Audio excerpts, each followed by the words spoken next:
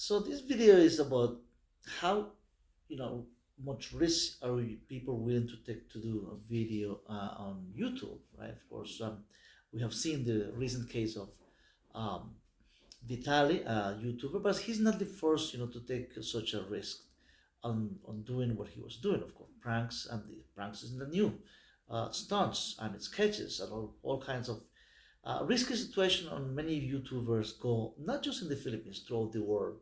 Um, of course, in the Philippines, many other YouTuber has done many other pranks, but of course, these YouTubers with the low viewing channels, small channels, smaller channels that they have been basically doing riskier and of course more offensive in a more offensive way in many cases, right? When they go to different locations and places, and they can get away with it. I mean, I'm not saying that some of them are Filipinos, some of them are not really local people, but there is a trending issue of uh, people doing extreme uh, taking extreme risks to do what they want to do to just to get the views basically.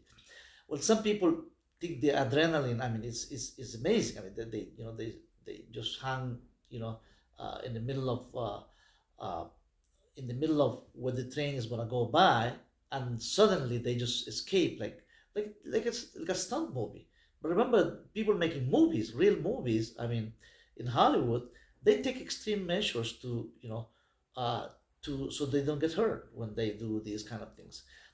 We have seen the Alec Baldwin case in New Mexico when you know, that was not a prank actually. That was really he was using the pistol in a movie scene in which it wasn't supposed to be charged. I mean, loaded the pistol, and people ended up dead.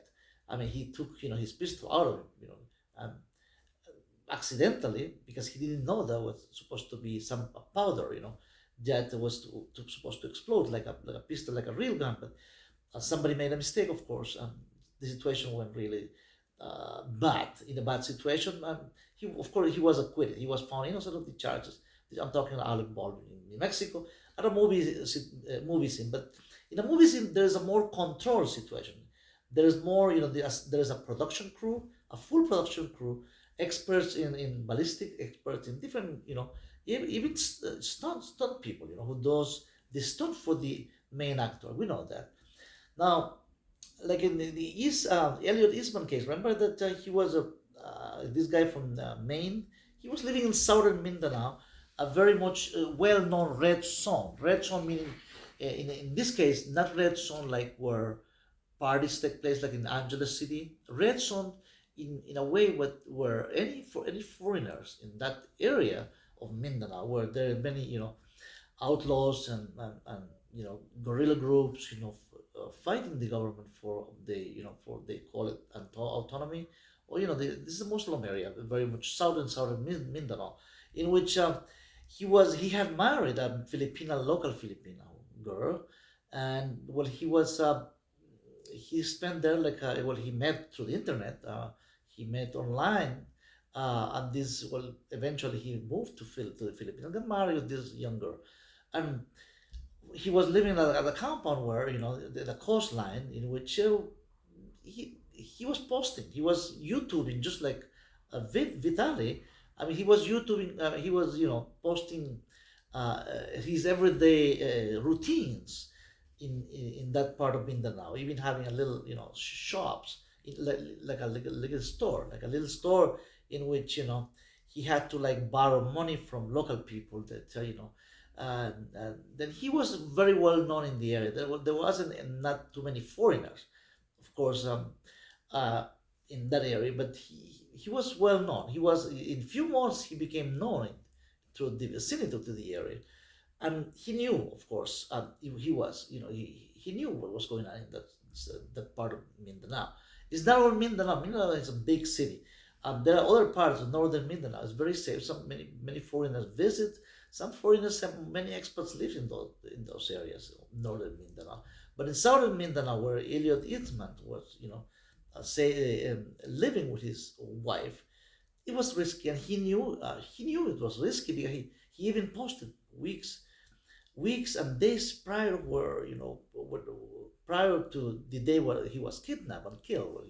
They never found the body, but uh, that it was a situation that if you feel like things are not going well, and not well, the woman, his wife, was from there, the locality, but the Philippines has 7,000 islands in which he can move and keep posting, keep live streaming. He was even live streaming his all daily life, daily activities, and that, and he had some followings, a couple of $1,000, a couple of thousands of subscribers, and people were watching his. He was making a little some money, of course. He was monetized already, but the risk, it wasn't worth it. Even if he was gaining more followers as the time went by, because apparently many people subscribed because he had the courage to be there. He had the courage, even though in a very simple life in which he was not really accustomed. He was not used to that kind of simple life in that part of the country, and a new language, new. I mean, he wasn't even a religious person. I'm talking about Elliot Isman, but this was nothing had nothing to do with religion actually. Even though that we know that the guerrilla, I mean this group that operate in that part of the country, Philippines, has some kind of religions. Of course, the tendency. They have some religious, philosophy in which they base their foundation on what they're fighting for. I mean, what the future, how they vision that part of life to be, and what kind of life they are looking for. And basically, it's the Sharia law that they want to implement, the Muslim law that in that part of the country. But there have been some negotiation with the Filipino government about how to.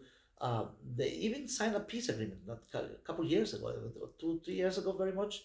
They did had signed those agreement in which they were planning the future of that part of the Philippines.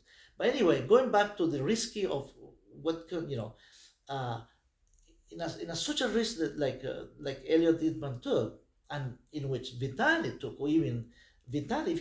If this guy, the YouTuber Vitaly, had gone to that part of Mindanao to do that kind of pranks? I mean, even to touch, the Sahira, I mean, the blank, the sheet that they put on the cover that women puts on their head, to cover their faces all the way to their feet. I mean, if they had,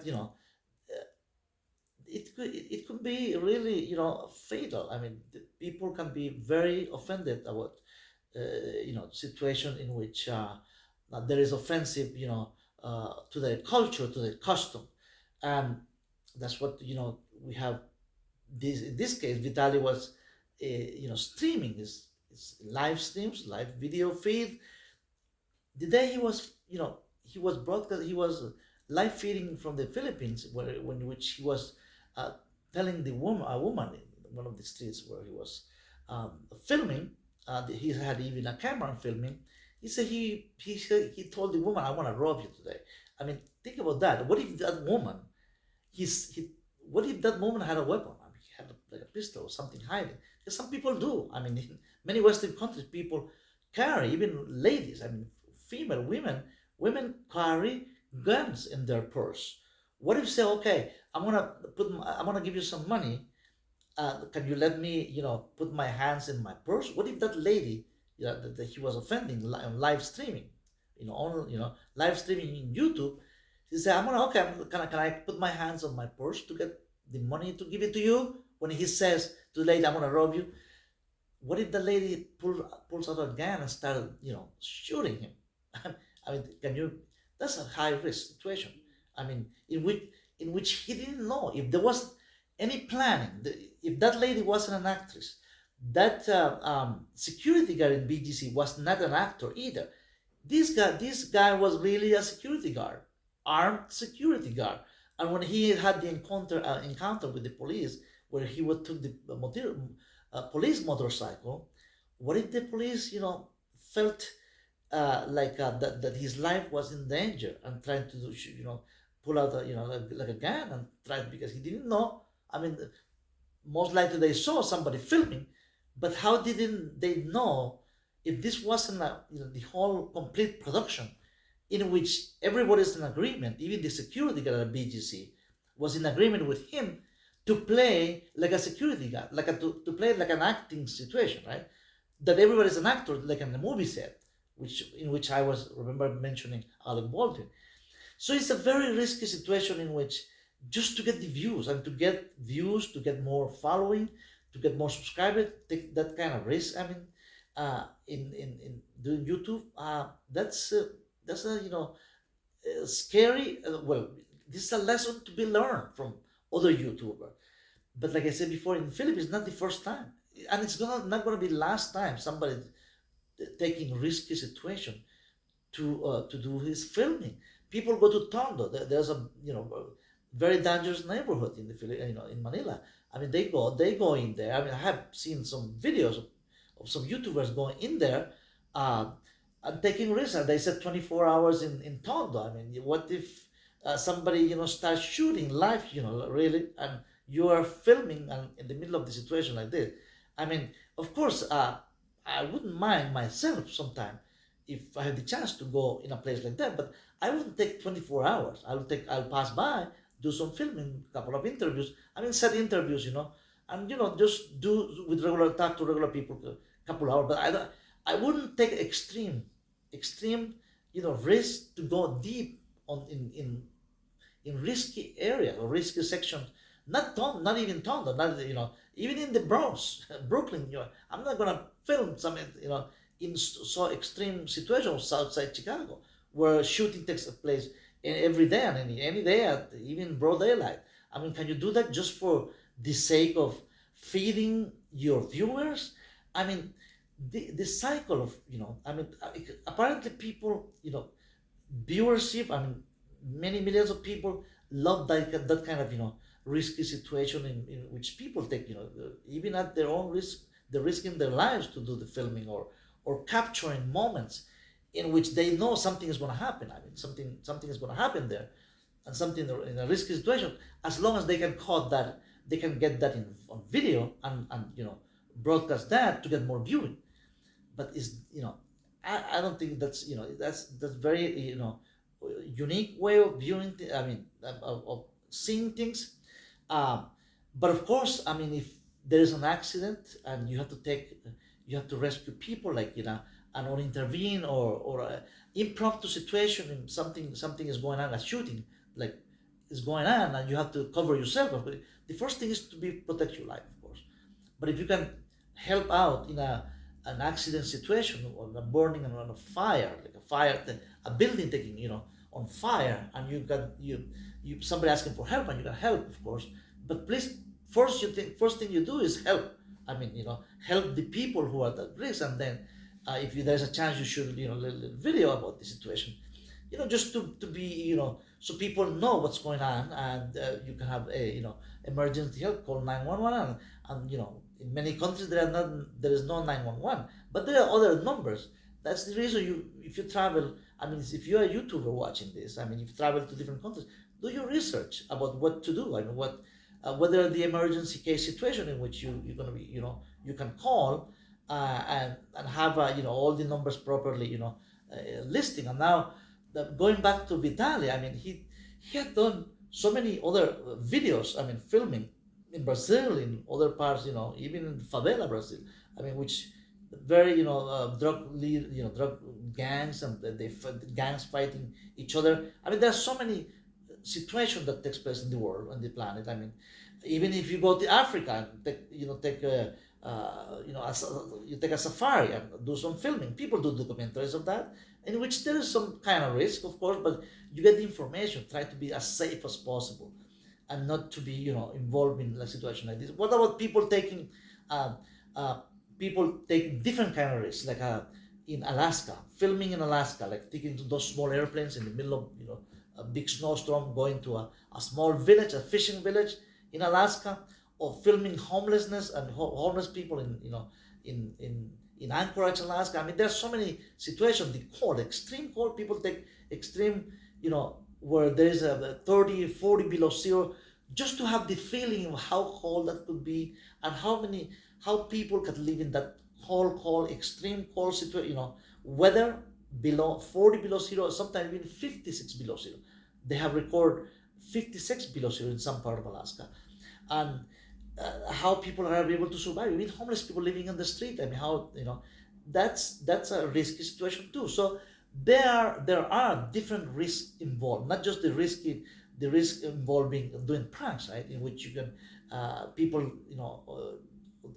behave in an offensive manner, which the case of Vitaly, in which he was just recently he was transferred to a maximum security jail, which is different issue, different video, of course, in which apparently that decision was made by higher level of Filipino government officials, in which because he was really behaving in a way that he was like offending the court system, in which he was presented in front of the judge, and he was mimicking and doing his if you like unusual unusual gesture with his hand, with his face, and that apparently offended some people, the cultural custom of the Filipino people, like acting that he didn't care much of what was done.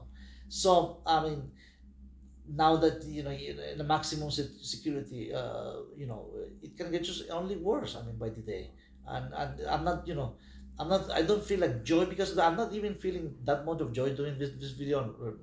I just feel like I think about him. My prayers are for him as his family. Hopefully, he gets good counseling, man. I mean, good advice. Or hopefully, in any situation where he goes, you know, even a maximum security facility in which even is worse. I mean, the meals. I mean, more crowded, most likely, and with really big time criminals. I mean, the professional, like career criminals. In which that his life is even at higher risk now. I mean, of course, I'm not trying to condemn. I'm not trying to justify what he did. We have to be clear in that.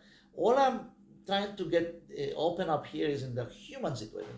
In a human, what exploring what was on his mind, to be able to act like he acted. I mean, did he receive? Was he really?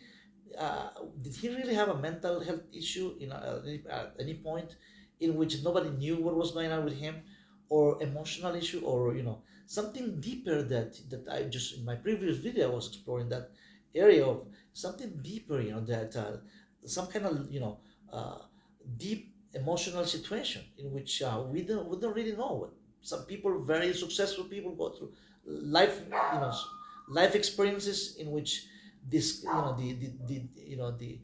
the scar is still there. I mean, even after being so much with so much success in life, I mean, there always, they can find peace they can find. I mean, there's always emptiness, loneliness, in a way that uh, uh, you know even if for a person who's not very spiritual, or I mean, this sometimes these things happens because God allows to happen. I'm not saying that he is his fault, or that that God made this to happen. Of course, we are adult enough. I mean, God gave us wisdom to, make the right decision. Think about decision. Think about whatever we did. Like the things he did. The most likely his family. He has a mother. I mean, who's suffering. A mother in pain. I mean, Vitaly's mother, or siblings, or close family members. Who knows? Maybe friends. They're in pain. I mean, I'm sure that they are feeling the pain too. So it's not just like him, just him doing things on his own, and who cares, right? I mean, some people say that who cares. Of course we care. We uh, we when we see stories like this, of course we do care. I mean, and the purpose of one of the purpose of this video is that to be thoughtful. I mean, that even at a young age, he was just 32 years old and ruined his life just for to have millions more views. I mean, if he had in all his platforms, like 10 million followers, 10 million subscribers, in different platforms, of course, and millions of views every week, every month. He was okay. I mean, he was okay financially. I don't know the rest of the situation of his life, but the feeling of obtaining more through views, more subscribers, more money, more fame. I mean that, and the public, as we, I mean, as a society, we're feeding the situation in a way. I'm not saying we're directly personally responsible, but in a way we're feeding. I mean, feeding in the situation. It seems that people want more. I mean, people, like we as a society, after we see one of his pranks, the next video should be even more extreme. I mean, extreme to going a different level of extremism. I mean, going more. I mean, there was a risky situation. So the more extreme goes, it's kind of you get more views, like more, of course, more the fame is more, your popularity is even higher. I mean, but think about all the things what happened to him now, and that could happen to anybody of us. I mean, it's a time of moment of